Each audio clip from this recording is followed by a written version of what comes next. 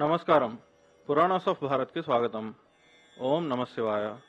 శ్రీ శివమహాపురాణము రుద్ర సంహిత సతీఖండము అధ్యాయములు 11 మరియు 12. దక్షుడు తపస్సు చేయుట, శివదేవి అతనికి వరమసగుట.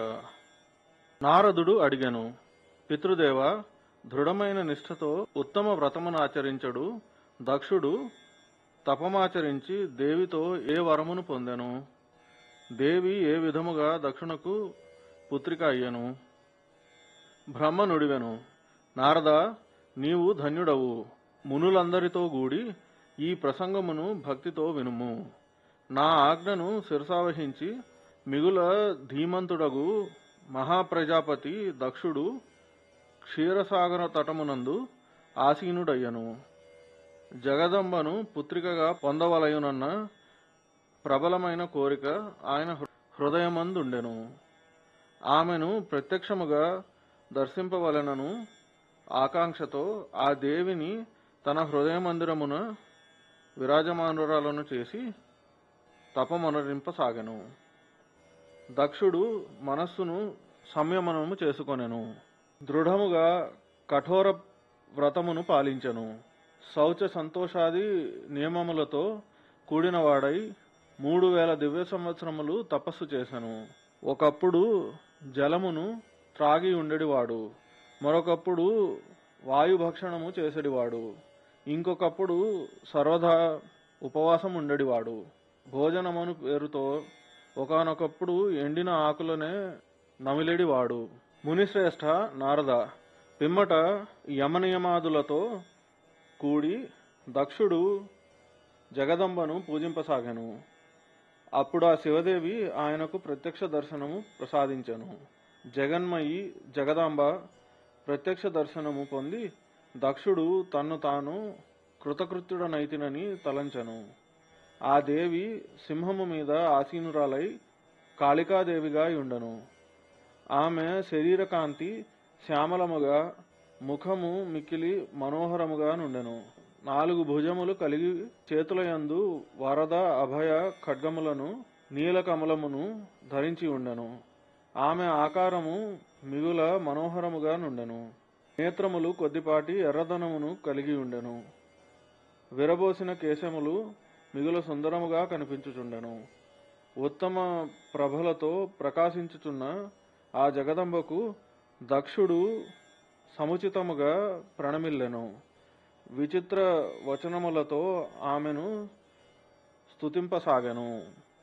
దక్షుడు పలికెను, జగదంబ, మహామాయ, జగదీశ్వరి, మహేశ్వరి, నీకు నమస్కారములు. మీరు నా మీద కృపచూపి తమ స్వరూపమును దర్శింపచేసిదిరి. భగవతి ఆద్యురాల, నా ఎడల ప్రసన్నురాలివి కమ్ము. ఓ శివరూపిణి, ప్రసన్నురాల వగుము. భక్తవరదాయిని, ప్రసన్నురాల వగము. జగన్మాయ, మీకు నా నమస్కారము. బ్రహ్మ పలికెను, మునీంద్ర, సంయమన చిత్తుడైన దక్షుడు ఇట్లు స్తుతించిన పెమ్మట మహేశ్వరీదేవి స్వయముగానే అతని అభిప్రాయమును తెలుసుకొనెను. అయినప్పటికీ ఆ దేవి అతనితో ఇట్లు పలికెను, దక్ష, నీ ఉత్తమ భక్తికి నేను మిక్కిలి సంతుష్టురాలనైతిని. నీవు నీ మనస్సునందున్న వరమును అడుగుము. నీకు ఇవ్వరానిదేదియునూ లేదు. జగదంబ వచనములను విని ప్రజాపతి దక్షుడు మిగుల ప్రసన్నుడయ్యను. ఆ తల్లికి పదే పదే ప్రణమనరించుచు ఇట్లు పలికెను. దక్షుడు పలికెను, జగదంబ, మహామాయ, మీరు వరమునివ్వదలచినచో నా మాటలను ఆలకింపుడు. ప్రసన్న చిత్తులై నా కోరికను సఫలము చేయుడు. నా స్వామి భగవంతుడగు శివుడే రుద్రనామమును ధరించి బ్రహ్మకు కుమారుడై అవతరించెను. అది ఆయన పరమాత్మయగు శివుని పూర్ణ అవతారము. కాని మీరు ఏ అవతారమును గ్రహించలేదు. ఆ స్వామికి పత్ని ఎవరగుదురు? కనుక శివే మీరు భూతలమున అవతరించి ఆ మహేశ్వరుని మీ రూపలావణ్యముల చేత మోహింపజేయుడు. దేవి, మీరు తప్ప స్త్రీలెవరును రుద్రదేవుని ఎప్పటికీ మోహింపచేయజాలరు. కనుక మీరు నాకు కుమార్తెగా జన్మించి మహాదేవునికి పత్ని కండి. ఇట్లు సౌందర్య లీలలతో మీరు హరమోహినివి కమ్ము. దేవి, ఇదియే మీరు నా కొసగు వరము. ఇది కేవలము నా స్వార్థపు విషయమని మీరు తలంచవలదు. నాతో కూడా సకల జగత్తునకు దీని వలన మేలు కలుగును. బ్రహ్మ, విష్ణు, శివుడు, అందులోనూ బ్రహ్మ ప్రేరణ వలననే నేనిచ్చటకు వచ్చి తిని. ప్రజాపతి యగు దక్షుని వచనములను విని జగదంబిక నవ్వెను. భగవంతుడగు శివుని తన మనస్సులో స్మరించుచు ఇట్లు పలికెను. దేవి నుడివెను. నాయన ప్రజాపతి దక్ష, నేనొక ఉత్తమ విషయమును చెప్పెదను వినుము. నేను సత్యమును వచించెదను. నీ భక్తికి అత్యంత ప్రసన్నురాలనైతిని. నీవు కోరిన సంపూర్ణ మనోవాంఛిత వస్తువు నొసగుటకు ప్రయత్నురాలనైతిని. దక్ష, నేను మహేశ్వరిని. నేను నీ భక్తికి అధీనురాలనై నీ భార్య గర్భమున పుత్రిక రూపంలో అవతరించదను. ఇందుకు సందేహము లేదు. నేను మిక్కిలి దుస్సహమైన తపమనరించి మహాదేవుని వరమును పొంది ఆ స్వామికి పత్ని నగుటకు ప్రయత్నించదను. ఇది తప్ప ఇంకే ఉపాయము వలను కార్యము సిద్ధించదు. భగవంతుడగు సదాశివుడు సర్వదా నిర్వికారుడు. బ్రహ్మ విష్ణువులు నిత్య పరిపూర్ణులై కూడా ఆ స్వామిని సేవించెదరు. నేను సదా ఆ స్వామికి దాసిని, ప్రియురాలను.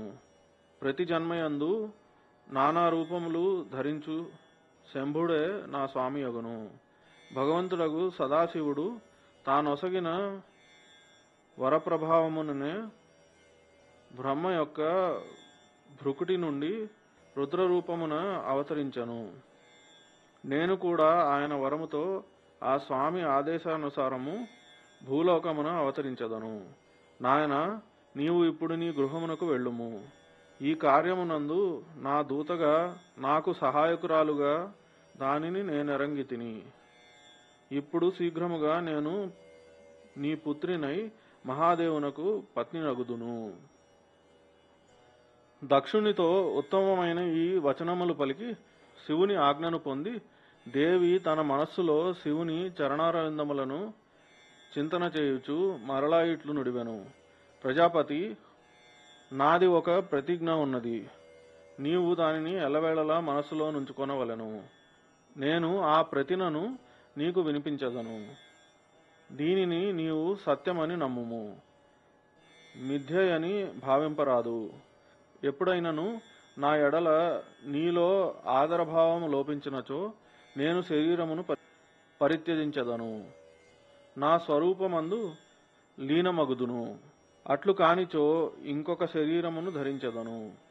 ఈ నా మాటలు సత్యము. ప్రతి సర్గము లేక కల్పమునందు నేను నీకి వరము ఒసగితిని.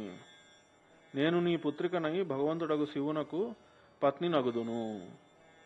ముఖ్య ప్రజాపతియగు దక్షునితో ఇట్లు పలికి మహేశ్వరీదేవి అతడు చూచుచుండగానే అదృశ్యురాలయ్యను. దుర్గాదేవి అంతర్ధానమగుటతోడనే దక్షుడు కూడా తన ఆశ్రమమునకు తిరిగి వెళ్ళెను.